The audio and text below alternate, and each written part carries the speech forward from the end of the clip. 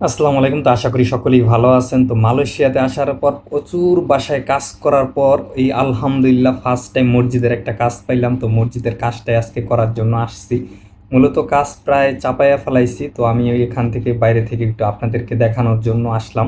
তো এদিকে আমার মামাই কাজ করতেছে, তো আমি এখান থেকে একটু আসলাম আপনাদেরকে দেখানোর জন্য। আমরা হলো মূলত এখানে দুইটা ক্যাবিনেট পাসাং করার জন্য আসছি, মূলত লাগানোর জন্য আসছি। তো দুটো ক্যাবিনেট হচ্ছে কোরআন শরীফ কিংবা মসজিদের বিভিন্ন কিতাব রাখার জন্য। তো এক এক সাইডে তিনটা করে, মোট দুই সাইডে ছয়টা বক্স, ছয়টা বক্সে চারটা করে, টোটাল 24টা থাক আছে এই ক্যাবিনেটগুলাতে।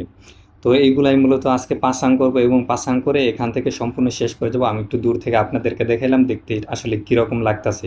তো এখানে মসজিদে থাকার জন্য যা যা প্রয়োজন সমস্ত কিছুই আছে, দেখে জিনিসটা খুবই ভালো লাগলো। বক্সগুলো লাগানোর একটু পরে আমি সমস্ত কোরআন শরীফগুলো এবং কিতাবগুলো সুন্দরভাবে তাকের ভিতরে একটা একটা করে সাজিয়ে রেখে দিয়েছি। সাথে এখানে দু একটা রেহাইলও আছে, এগুলো সাজিয়ে রেখে দিয়েছি।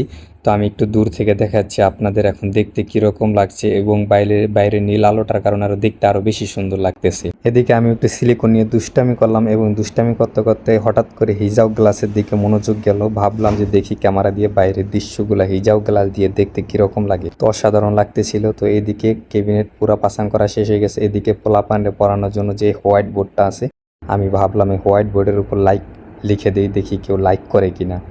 তো আপনারা তো সরাসরি লাইক করবেন না। তো সম্পূর্ণ কাজ শেষ হয়ে গেল আজকের মতো। তো সবাই ভালো থাকবেন। আল্লাহ হাফেজ।